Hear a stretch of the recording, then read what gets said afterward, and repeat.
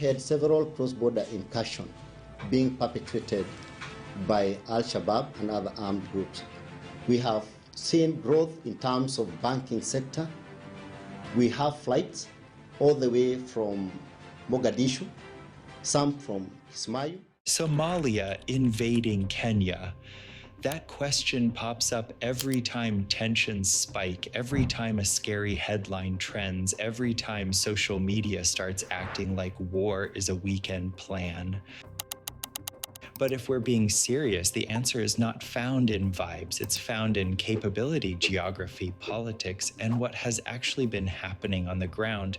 And here's the twist. If you're Kenyan watching this, the most realistic danger is not Mogadishu sending a conventional army to capture Nairobi. The more real danger is the kind of insecurity Kenya has already faced: cross-border attacks, terrorism, and pressure on the border and coastal regions. Reuters reported on January 10, 2026 that Al-Shabaab carried out attacks in Kenya and that Kenya's military says it killed insurgents after those attacks. That is the real lane this conversation needs to stay in.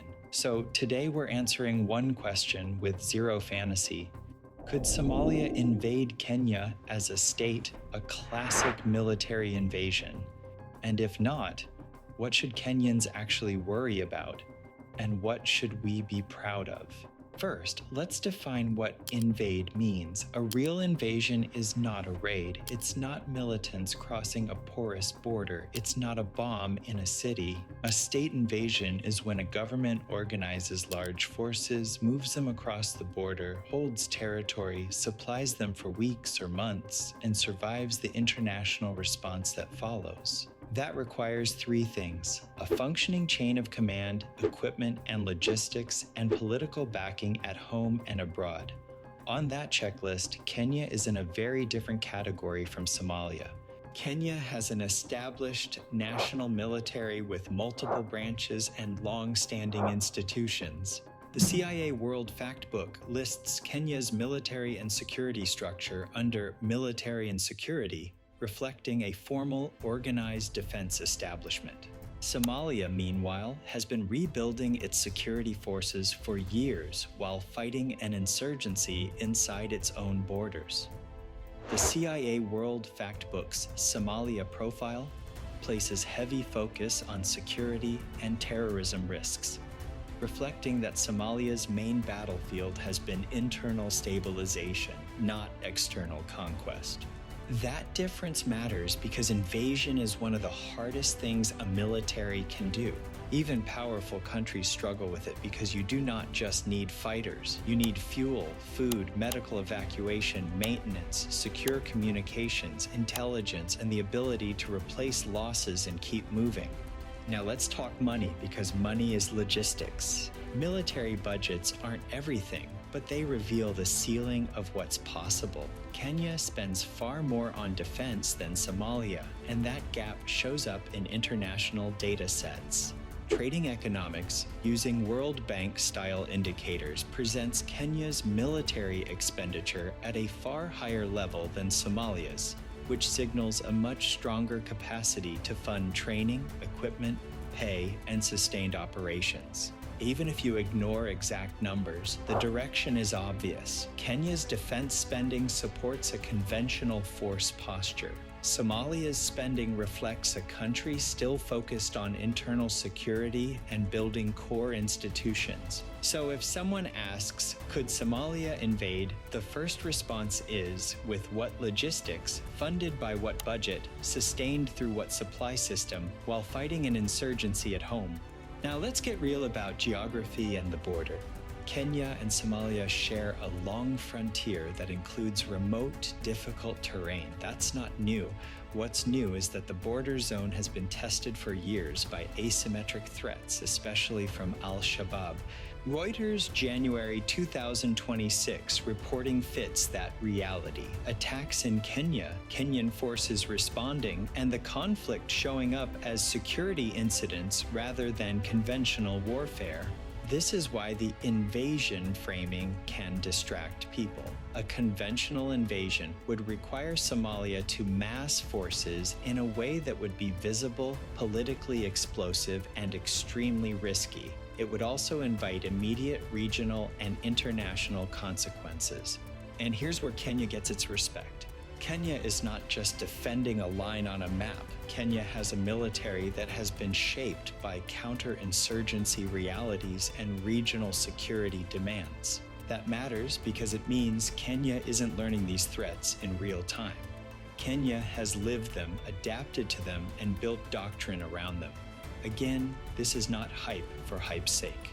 It's the practical difference between a country that has had to sustain security operations and a country still trying to fully consolidate state security across its territory. Now, can Somalia threaten Kenya in other ways? Yes, and we should be mature enough to say it without turning this into hate or chest thumping.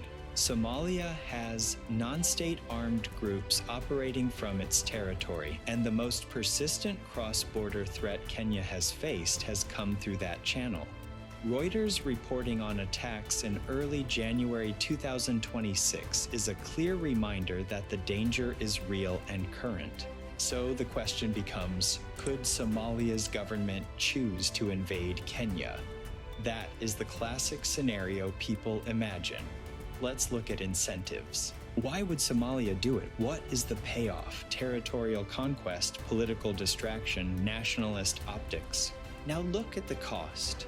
Somalia's government would be opening a second front while still fighting internal enemies, risking international isolation, and inviting retaliation from a neighbor with a stronger conventional military posture. And here's the part people forget. In 2026, an invasion is not just about the two countries involved. It's about airspace, trade, diplomacy, regional blocs, and who backs who. Even if you don't love geopolitics, geopolitics loves you back when missiles start flying. Kenya is deeply plugged into regional diplomacy and security structures. Somalia also relies heavily on international partnerships for stabilization and security. An aggressive state invasion would be a self-inflicted diplomatic disaster for Somalia's government. So when we talk likelihood, state-on-state invasion is extremely unlikely, not because war is impossible, but because it is irrational for Somalia's government under current conditions. Now, I promised I'd keep this factual and not fantasy, so here's my opinion clearly labeled as opinion. In my view, the Somalia invades Kenya idea survives online because it is emotionally satisfying to argue about. It gives people a clean villain and a clean hero, but real security is messy, and Kenya's real challenge is not an armored column from Mogadishu. It's sustained border security, intelligence, community resilience, and preventing radicalization and recruitment networks that exploit local grievances. If you're Kenyan, that should not make you feel weaker. It should make you feel sharper, because it means Kenya's security is not about waiting for war. It's about staying ahead of the threat that actually shows up. Now let's talk about Kenya's advantage without turning it into propaganda. Kenya's advantage is not just equipment, it's institution and readiness. When a country can respond rapidly to incidents, coordinate across services, and sustain operations, that's a real deterrent. Reuters report in January 2026 describes Kenya's military responding to attacks and claiming it killed insurgents. That is a snapshot of a force that is engaged and operational, not theoretical. And deterrence matters. Deterrence is what keeps conflicts from escalating into conventional wars. It's the unspoken message that says, if you try something stupid, the cost will be higher than the reward. That's why, if Somalia's government is rational, it does not invade Kenya. But here is the part that might annoy some viewers. You can be right about invasion being unlikely and still be wrong if you treat the border threat casually. Because insecurity does not need a flag to be deadly. Militants do not need tanks to hurt civilians. That's the hard truth Kenya has faced before, and it's why security is never finished. So what should Kenya do, and what should Kenyan viewers take away? First, don't let social media panic become your worldview. If you see posts claiming Somalia is preparing an invasion tomorrow, ask for evidence, troop movements, official statements, satellite imagery, credible reporting, not just someone's cousin's WhatsApp audio.